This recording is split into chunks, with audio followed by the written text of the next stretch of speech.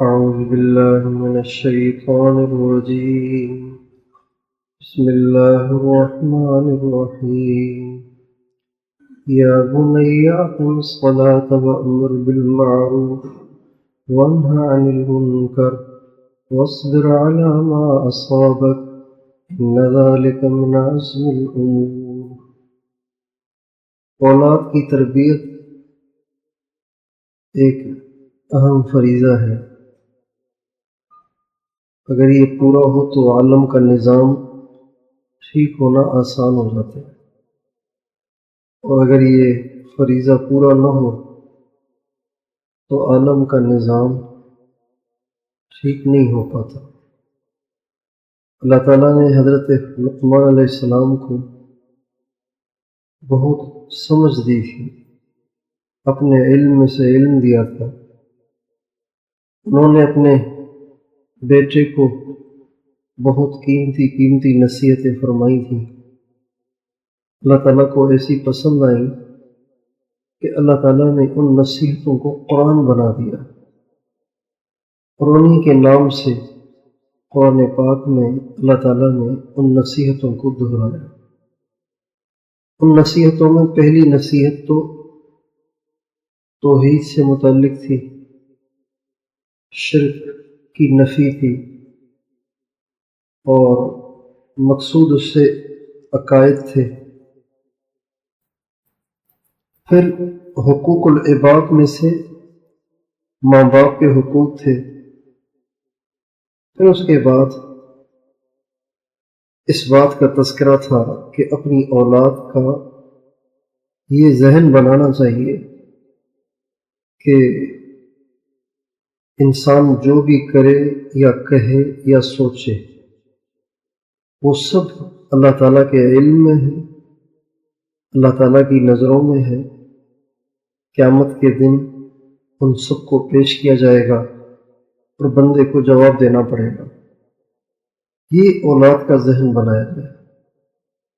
جب یہ ذہن اولاد کا بن جائے کہ ہر بات سے اللہ واقف ہے اور قیامت کے دن ہر چیز کا حساب ہوگا، ایسا آدمی کبھی بھی نہ کسی کو دھوکہ دے سکتا ہے، نہ کسی کی حق تلفی کر سکتا ہے، اور نہ ہی کسی پر ظلم اور زیادتی کر سکتا ہے۔ ہمیشہ انسان ظلم اور زیادتی اور حق تلفی اس وقت کرتا ہے جب وہ یہ سمجھتا ہے کہ میری حرکت سے کوئی واقف نہیں اور مجھے کوئی پکڑ نہیں سکتا۔ لیکن جب انسان کو اس بات کا احساس ہو کہ نہیں، اللہ کو سب پتہ ہے، تو پھر مجھے اس کا حساب دینا پڑے گا، تو پھر انسان کا انداز اور ہوتا ہے۔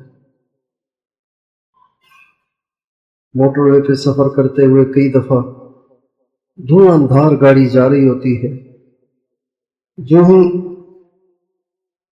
احساس ہوتا ہے کہ آگے سے موٹر وے والوں کی گاڑی آ رہی ہے تو ایک دم اس کی اسپیڈ کم ہو جاتی ہے، اس لیے کہ پہلے کوئی نہیں دیکھ رہا تھا، اب دیکھ رہا ہے، لہذا اب اسپیڈ کم ہو جاتی ہے۔ بالکل اسی طرح سے انسان نافرمانی کے راستے پہ دھواں دھار جا رہا ہوتا ہے، لیکن جب اس کو احساس ہو جائے کہ کوئی دیکھ رہا ہے تو ایک دم وہ شرمندہ ہو جاتا ہے اور اس کی اسپیڈ کم ہو جاتی ہے۔ تو یہ بنیادی نظریہ ہے ساری برائیوں کے ختم ہو جانے کے لیے، دنیا سے ظلم و ستم کے مٹ جانے کے لیے، کہ انسان کو یہ نظریہ حاصل ہو کہ اللہ دیکھ رہا ہے، اللہ کو سب پتہ ہے، اور ہر بات کا حساب دینا پڑے گا، اللہ کے ہاں پیشی ہو۔ اب یہ بچے کو سکھایا جا رہا ہے۔ حضرت عبداللہ ابن عباس رضی اللہ عنہما فرماتے ہیں کہ میں جا رہا تھا تو اللہ کے نبی سواری پہ تھے، تو انہوں نے مجھے اپنی سواری پہ سوار کر لیا، پیچھے بٹھا دیا۔ کسی جانور پہ، اونٹ ہے یا گدھا ہے یا گھوڑا ہے. اب میں اللہ کے نبی کے ساتھ جانور پہ پیچھے بیٹھ گیا. اب جانور چل رہا ہے. چلتے چلتے نبی کریم صلی اللہ علیہ وسلم نے مجھ سے فرمایا یا غلام انی اعلمک کلمات، میں تمہیں کچھ باتیں سکھاتا ہوں، ان کو تم ذہن نشین کرو. کیا؟ احفظ اللہ یحفظک، تم ہمیشہ اللہ کو یاد رکھو، اللہ تمہیں یاد رکھے گا. احفظ اللہ یحفظک، اس کا ایک مطلب یہ بھی ہے احفظ اللہ یحفظک، تم اللہ کے حکم کی حفاظت کرو، اللہ تمہاری حفاظت کرے گا. احفظ اللہ تجدہ تجاہک، تم اللہ تعالیٰ کو یاد رکھو تو تم ہر وقت اللہ کو اپنے سامنے پاؤ. یہ دو باتیں ہوتی، اللہ یاد رہے گا تو آپ بھی اللہ کو یاد رہیں گے، آپ اللہ کو یاد رکھیں گے تو اللہ ہر وقت آپ کے ساتھ ہو. تیسری بات وَاعْلَمْ، تو بیٹا اس بات کا دل میں یقین بٹھا ان الامت لو اجتمعت على ان ينفعوك بشيء لم ينفعوك الا بشيء قد كتبه الله لك، اگر ساری دنیا مل کر آپ کو نفع دینا چاہے تو آپ کو نفع نہیں دے سکتے، کوئی آپ کو نفع نہیں دے سکتا، کسی کے ہاتھ میں نہیں نفع دے. الا بشیء قد کتبہ اللہ لک، وہ نفع آپ کو دیں گے جو آپ کے لیے پہلے سے لکھا ہوا طے شدہ ہے. وَلَوِ اجْتَمَعُوا عَلَىٰ أَن يَضُرُّوكَ بِشَيْءٍ لَمْ يَضُرُّوكَ إِلَّا بِشَيْءٍ قَدْ كَتَبَهُ اللَّهُ عَلَيْكَ، اور اگر سب کے سب مل کر تمہیں نقصان دینا چاہے تو جب تک اللہ نہیں چاہے گا تمہیں ساری دنیا مل کر نقصان نہیں دے سکتی. ہاں، جو نقصان اللہ نے لکھا ہے وہ ہو جائے گا. اب جب کوئی نفع نہیں دے سکتا تو کسی سے امید لگانے کی ضرورت ہی نہیں. جب کوئی نقصان نہیں دے سکتا تو کسی سے ڈرنے کی ضرورت نہیں. انسان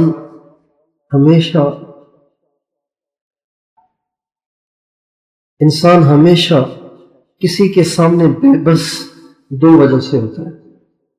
بے بس دو وجہ سے ہوتا ہے، یا تو اس سے کوئی کام وابستہ ہوتا ہے، اب اس کو کیسے ناراض کریں گے، اس سے تو ہمارے کام اٹکے ہوئے ہیں،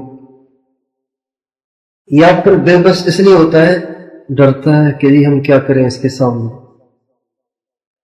نہ کریں گے تو پھر یہ ناراض ہوگا، اور ناراض ہوگا تو پھر یہ کر دے گا، وہ کر دے گا، پتہ نہیں کیسے کیا کر دے گا. کوئی کسی کے سامنے بے بس اس وقت ہوتا ہے جب اس کو یا تو اس سے امیدیں وابستہ ہوں یا پھر اس سے ڈرتا ہو، خطرہ ہو. جبکہ نہ کوئی کسی کا کام بنا سکتا ہے نہ بگاڑ سکتا ہے، لہذا نہ کسی سے امید لگانے کی ضرورت ہے اور نہ کسی سے ڈرنے کی ضرورت ہے.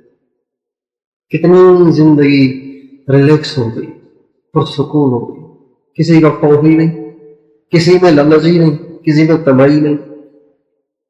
بھئی کسی سے کیوں ڈروں، کوئی میری روٹی تھوڑی بند کر دے گا، کسی کے سامنے کیوں ڈروں، کون سے میرے کام اس سے وابستہ ہیں. یہ اللہ کے نبی نے حضرت عبداللہ بن عباس کو سکھایا. پھر فرمایا رفعت الاقلام وجفت الصحف، جس قلم سے لکھا جاتا تھا، جس قلم سے لکھا جاتا ہے، اللہ تعالیٰ نے وہ قلم اٹھا دی ہے، لہذا اب مزید کسی چیز کے لکھے جانے کی گنجائش نہیں. وجفت الصحف، اور جو کچھ لکھا جا چکا ہے اس کی سیاہی خشک ہو گئی ہے، لہذا اب مٹنے کی بھی کوئی امید نہیں ہے. جو لکھا جا چکا ہے وہ مٹ نہیں سکتا، جو نہیں لکھا جا چکا وہ لکھا نہیں جا سکتا. یہ جو نظریہ ہے نا، یہ نظریہ جو ماں باپ اپنے بچوں کا بنا دیتے ہیں، وہ ماں باپ اپنے بچوں کی دنیاوی جنت بنا دیتے ہیں۔ اس لیے کہ اب وہ نہ کسی سے ڈرتے ہیں، نہ کسی میں انہیں لالچ ہے، لہٰذا وہ اپنے پاؤں پہ کھڑے رہتے ہیں، فکر ہی نہیں ہوتی ان کو کسی چیز کی، اللہ پہ بھروسہ ہے تو بس۔ اور دوسری بات یہ ہے کہ چونکہ ان کو پتہ ہے کہ اللہ کو سب پتہ ہے، اللہ ہر بات کو دیکھتا ہے، لہٰذا وہ کوئی غلط کام کرتے ہی نہیں۔ جب ان کو یقین ہوتا ہے کہ ہمیں قیامت کے دن حساب دینا ہے، وہ کوئی گڑبڑ کرتے ہی نہیں۔ یہ بنیادی چیزیں ہیں جو بچوں کو سکھانی ہیں، جو اللہ تعالیٰ نے ہمیں ان آیات میں بتائی ہیں۔ اگلی بات حضرت لقمان علیہ السلام نے اپنے بیٹے سے جو فرمائی وہ یہ ہے کہ اے میرے بچے، اقم الصلاۃ، نماز کو قائم کر، نماز کو قائم کر، نماز کو پڑھ نہیں، نماز کو قائم کر۔ ایک تو عام طور سے اولاد کی نماز کی فکر ہی نہیں کی جاتی، اور اگر کی بھی جاتی ہے، دیندار لوگ کرتے بھی ہیں، تو یہ نہیں دیکھتے کہ اولاد نماز کیسی پڑھتا ہے، بیٹا بیٹی نماز کیسی پڑھ رہے ہیں، یہ نہیں دیکھتے، بس پڑھ رہی۔ جبکہ نماز کے صرف پڑھنے پہ وعدے نہیں ہیں، نماز کے قائم کرنے پہ وعدے ہیں۔ اور نماز کا قائم کرنا یہ ہے کہ آداب، اصول، سنتوں، مستحبات کی پوری رعایت کرتے ہوئے نماز پڑھی جائے۔ تو اپنے بیٹے سے فرما رہے ہیں بیٹا نماز کو قائم کر، یعنی نماز کو بنا بنا کے پڑھ۔ آپ علیہ السلام کا ارشاد ہے کہ اولادیں جب 7 سال کی ہو جائیں تو ان کو نماز کا حکم کیا کرو، اور 10 سال کے ہو جائیں نا بچے بچیاں، تو پھر ان کو نماز نہ پڑھنے پہ ان کی پٹائی بھی کر لیا۔ 10 سال کے بعد اولاد نماز نہ پڑھے اس کی کوئی گنجائش نہیں، پڑھنی ہے۔ 7 سال سے نماز شروع کرنی ہے۔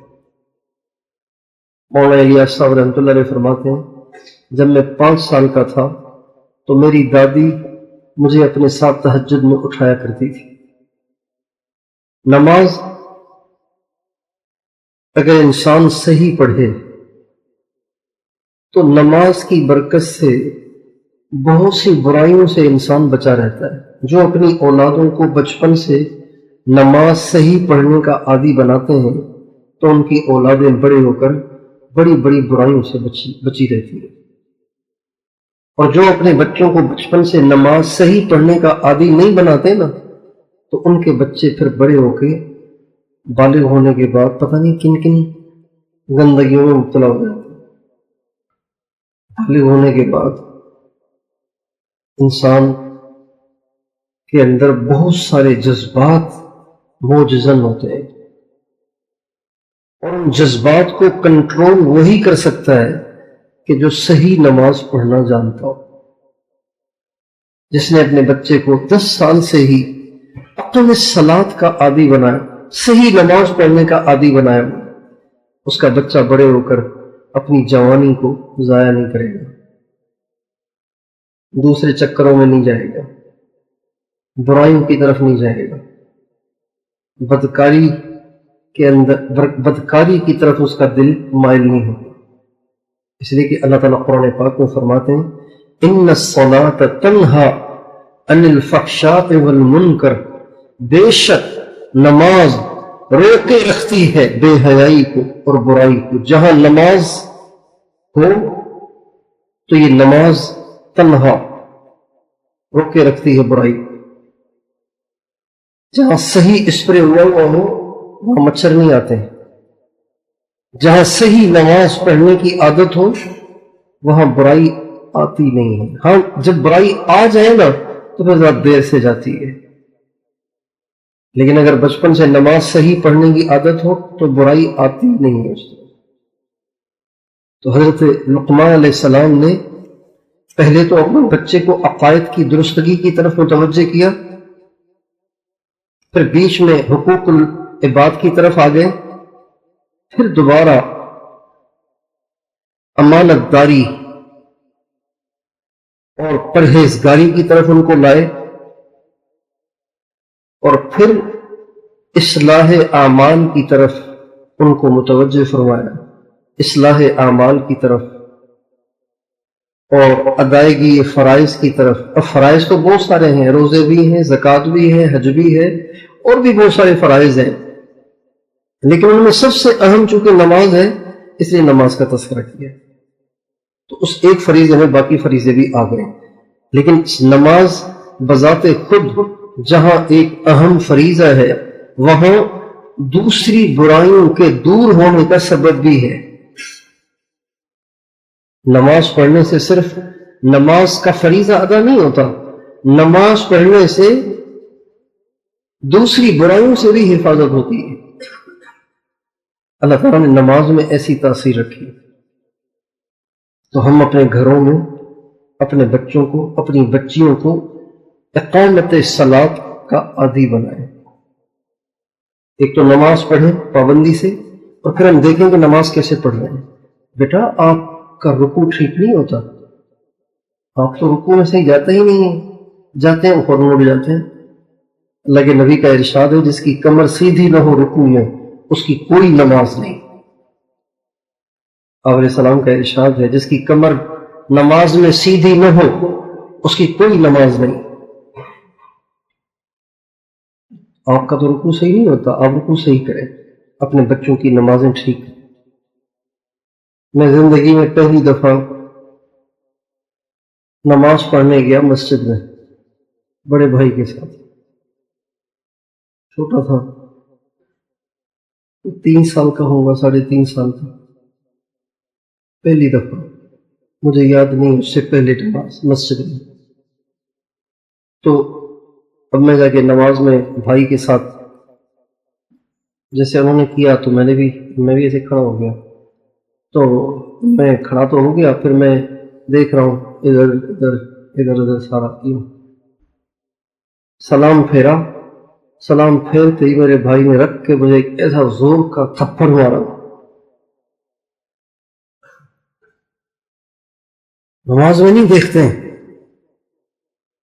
تو اس تھپڑ کا یہ اثر ہوا کہ ساری زندگی کبھی نماز میں ادھر ادھر نظر نہیں گئی،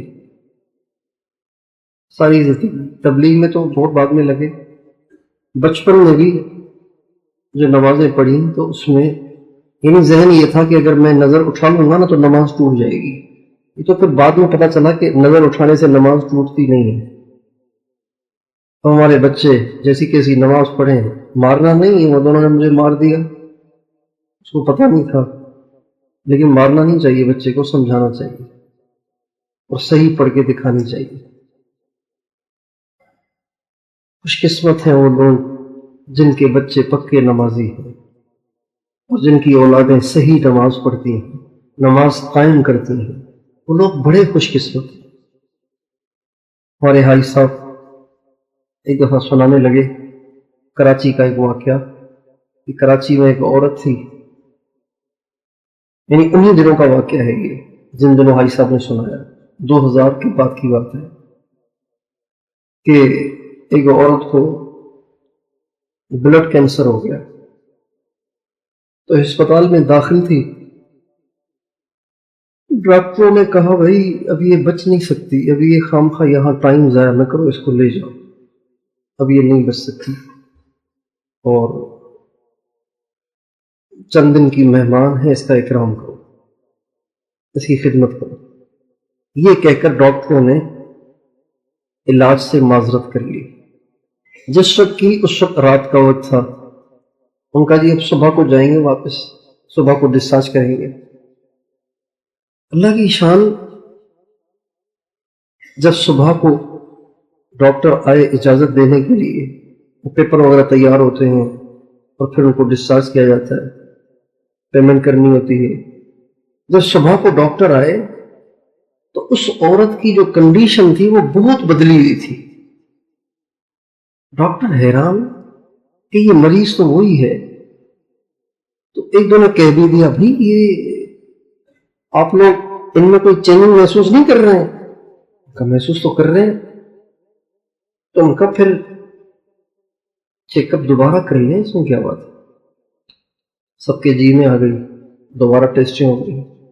اللہ کی شان، جب ان کا چیک اپ ہوا، ٹیسٹیں ہوئی تو بالکل کلیئر، اور ان کے جسم میں، ان کے خون میں کینسر کا نام و نشان نہیں. جبکہ رات صورتحال یہ تھی اور صبح کو صورتحال یہ.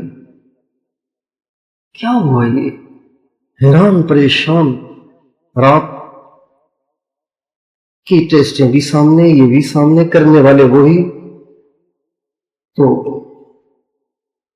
ڈاکٹر اس عورت کے پاس آئے اور ان سے کہنے لگے کہ کوئی بات پیش آئی ہے، یہ کیا ہوا ہے، ہمیں تو سمجھ میں نہیں آ رہا. تو اس عورت نے کہا کہ ہاں ایک بات پیش آئی ہے. کہ کیا؟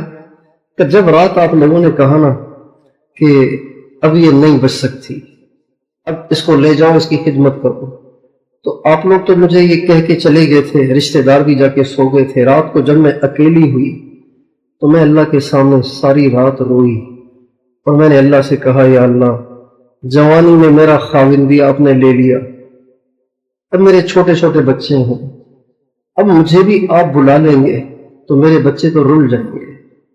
مجھے اتنی زندگی دے کہ میرے بچے قرآن پڑھیں اور نمازیں پڑھیں، ان کو نمازیں پڑھتا دیکھ دیکھ کے پھر میں دنیا سے جاؤں، پھر آپ مجھے بے شک بلا لینا. اور یہ دعا میں نے ساری رات رو رو کے کی ہے، اور اس دعا کے نتیجے میں اللہ تعالیٰ نے وہ کیا ہے جو آپ دیکھ رہے ہیں. یہ سچا واقعہ ہے کراچی. تو وہ مائیں بڑی خوش قسمت ہیں، وہ باپ بڑے خوش قسمت ہیں جن کے بچے ان کے جیتے جی اذان سن کے نمازیں پڑھتے ہیں، اللہ کو سجدہ کرتے ہیں، اللہ کے سامنے جھکتے ہیں. یہ بڑی خوش قسمتی کی بات ہے. اگلی بات، بس اس میں اتنی بات ہے کہ اگر بچے پاکی ناپاکی کا شعور نہیں رکھتے ہیں تو ان کو مسجد میں نہیں لانا چاہیے، ان کو گھر میں ہی نماز پڑھانی چاہیے. عورتیں ان کو اپنے ساتھ نماز پڑھائیں. ہاں پاکی ناپاکی کا شعور ہے پھر مسجد میں لے آئیں، عادی بنائیں مسجد کا. بعض بچے ایسے ہوتے ہیں جو مسجد میں آتے ہیں تو مسجد میں ادھم مچا دیتے ہیں، اور اس سے پھر فتنے کا بھی اندیشہ ہوتا ہے. محلے والے کہتے ہیں یہ جن کہاں سے لے آتے ہو، سب کی نمازیں خراب کرتا ہے. تو ایسی صورتحال بن رہی ہو تو بھی اپنے بچے کو بے شک مسجد نہ لائیں، گھر میں عادی بنا دیں. لیکن اگر ایسی صورتحال نہ ہو تو اپنے بچوں کو مسجد میں لانا چاہیے. بچوں کی صف اگرچہ آخر میں بنتی ہے، لیکن علماء کہتے ہیں کہ ایسے بچوں کو اگر ساتھ بھی کھڑا کر لیا جائے تو حرج نہیں ہے، تاکہ بچہ نگرانی میں رہے اور کسی کو تنگ نہ کرے. لیکن بچوں کو مسجد کا عادی بنانا چاہیے. اگلی بات یہ کہ اپنے بچوں کے اندر اوروں کو نیکی پر لانے کا جذبہ، اوروں کو سیدھے راستے پہ لانے کی فکر، اوروں کو ہدایت پہ لانے کی فکر بچپن ہی سے اپنے بچوں میں پیدا کرنی چاہیے.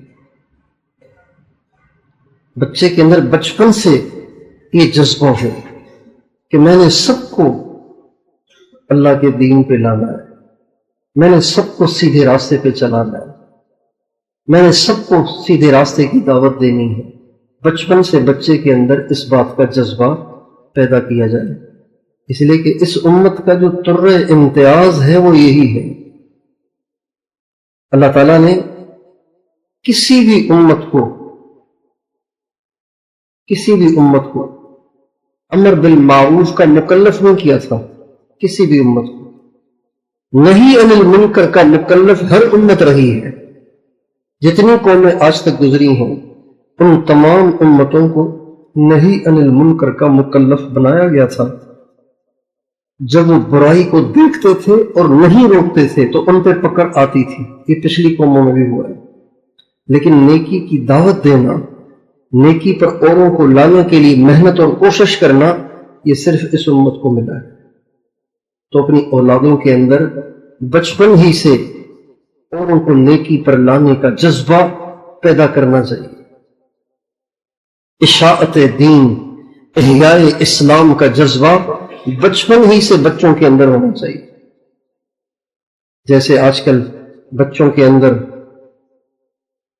بڑا آدمی بننے کا جذبہ بٹھایا جاتا ہے، بڑا ڈاکٹر، بڑا انجینئر، بڑا فوجی افسر، بڑا پروفیسر، بڑا افسر، بڑا عہدیدار، بڑا وزیر بننے کا جذبہ بٹھایا جاتا ہے. تو اس کی جگہ اپنے بچوں کے دلوں میں یہ جذبہ بٹھانا چاہیے، میں نے ساری دنیا میں دین پھیلانا ہے، سارے ملک میں دین پھیلانا ہے، میں نے کروڑوں انسانوں کو ہدایت پلانا ہے. یہ جذبہ بچپن سے بٹھایا جائے. حضرت لقمان علیہ السلام اپنے بیٹے سے فرما رہے ہیں، بیٹا وَأْمُرْ بِالْمَعْرُوفِ، نیکی کا حکم کرتے رہنا، وَانْهَ عَنِ الْمُنْكَرِ، اور برائی کو برداشت نہ کرنا، برائی سے روکتے رہنا. جو برائی کو برداشت کرتا ہے ایک دن وہ خود برائی میں مبتلا ہوتا ہے. برائی کو برداشت نہیں کرنا ہوتا، برائی سے روکنا ہوتا ہے. برائی سے براءت کا اظہار کرنا ہوتا ہے، برائی سے براءت کا اظہار کرنا ہوتا ہے. پہلا درجہ ہے برائی سے روکنا، اور برائی سے روکنے کی ہمت نہیں ہے تو برائی سے کم از کم براءت کا اظہار کرنا ضروری ہوتا ہے. میں اس سے راضی نہیں ہوں، یہ برا کام ہے، یہ ہے براءت. روکنا یہ ہے بھائی ایسے نہ کرو، غلط کام ہے، بہت بری بات ہے. بچپن سے یہ احساس اپنی اولادوں میں پیدا کرنا چاہیے کہ وہ اوروں کو نصیحت کیا کریں، اوروں کو سیدھے راستے کی دعوت دیا کریں. کس میں کمی دیکھیں تو ان کو پیار سے روک دیا کریں، سمجھا دیا کریں. دو بچے آپس میں کھیل رہے ہیں، ایک بچہ گالی دینے لگا تو دوسرا پیار سے سمجھائے، نہیں بھائی گالی نہیں دیتے، ہمارے ابو بتاتے ہیں کہ جو گالی دیتا ہے نا وہ دوزخ میں جائے گا. جھوٹ نہیں بولتے ہیں، ہمارے ابو نے ہمیں بتایا تھا کہ جو جھوٹ بولتا ہے نا اللہ کی اس پہ لعنت ہوتی ہے، اس کی زبان گندی ہو جاتی ہے، اس کے منہ سے بدبو آتی ہے. بچہ بچے کو سمجھا سکتا ہے نہیں سمجھا سکتا. یہ بچپن سے یہ چیزیں پیدا کرنے کی ضرورت ہے. مولانا الیاس صاحب رحمۃ اللہ علیہ ابھی حفظ میں پڑھتے تھے. حفظ والے بچے کی عمر کتنی ہوتی ہے؟ 7-8 سال. آج کل تو بڑی عمر میں بچوں کو ڈالتے ہیں، پہلے 5 سال کے بعد حفظ میں ڈال دیتے تھے. مولانا یحییٰ صاحب رحمۃ اللہ علیہ نے 7 سال کی عمر میں پورا حفظ کر لیا تھا. مولانا یحییٰ صاحب نے تو شعبے حفظ میں پڑھتے تھے. تو ایک دن اپنی درس گاہ میں آئے اور ہاتھ میں ڈنڈا تھا. مولانا الیاس صاحب اب کتنی عمر ہوگی؟ 6 سال ہوگی، 7 سال ہوگی. اور چہرے پہ غصہ. اور اپنے جو کلاس کے ساتھی تھے، شعبہ حفظ کی کلاس کے جو ساتھی تھے، ان سے کہنے لگے چلو ہم سب جہاد کریں، لوگ نماز نہیں پڑھ رہے، چلیں ہم چل کے بے نمازیوں سے جہاد کریں. سنجیدہ غصے میں بھرے ہوئے اور ہاتھ میں ڈنڈا، اور اپنی درسگاہ کے بچوں سے کہہ رہے ہیں چلو ہم چل کے بے نمازوں سے جہاد کریں، یہ لوگ نماز کیوں نہیں پڑھتے ہیں. مولانا الیاس ہمارے حاجی صاحب فرمانے لگے کہ میں مولانا احمد علی لاہوری رحمۃ اللہ علیہ کے درس میں جایا کرتا تھا جب چھوٹا تھا. تو ایک دفعہ مولانا احمد علی لاہوری رحمۃ اللہ علیہ نے درس میں فرمایا کہ بے نمازیوں کو نمازی بنانا سب سے بڑا جہاد ہے، افضل جہاد نہیں، جہاد اکبر ہے. بے نمازیوں کو نمازی بنانا کیا ہے؟ جہاد. فرمانے لگے کہ میں نے سنا، میں نے کہا تو بڑا آسان کام ہو گیا، میں تو بزدل آدمی ہوں، مجھ سے جہاد تو ہوگا نہیں. تو بے نمازی کو نمازی بنانا جہاد اکبر ہے، تو یہ جہاد تو میں کر لوں گا۔ چنانچہ کہتے ہیں میں نے آ کے جو میرے ساتھ کلاس میں لڑکے پڑھتے تھے، میں آ کے ان کو نماز کی دعوت دینا شروع کر دی، لیکن وہ مانتے ہی نہیں تھے۔ تو میں نے اپنے استاد سے بات کی کہ آپ بچوں سے پوچھا کریں نا کلاس میں کہ نماز کس کس نے پڑھی کس نے نہیں پڑھی۔ استاد کے ذریعے سے پریشر ڈلوایا، تب بھی لڑکے نمازی نہیں بنے۔ کہتے ہیں ایک دن میرا ایک ساتھی تھا جس سے مجھے بہت محبت تھی، میں اس کے گلے لگ کے بہت رویا۔ تو اس نے پوچھا عبد الوہاب کیا بات ہے، کیوں پریشان ہو، اتنا کیوں روتے ہو؟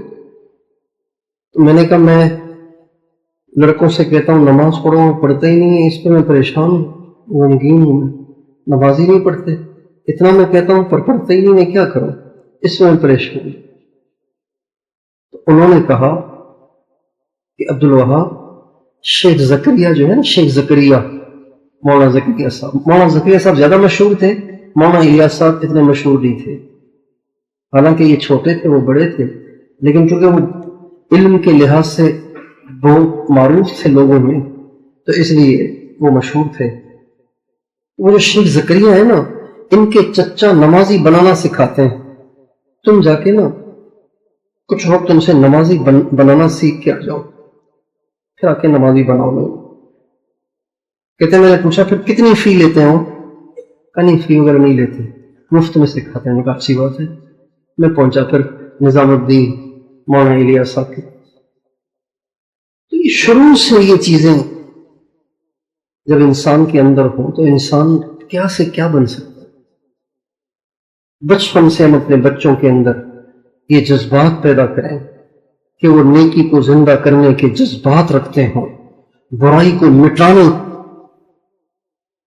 اور برائی کو برائی سمجھنے کے جذبات رکھتے ہوں، اور ان میں دینی غیرت بے غیرت نہ ہو۔ برائی ہو رہی ہے ٹھیک ہے جی ہونے دو،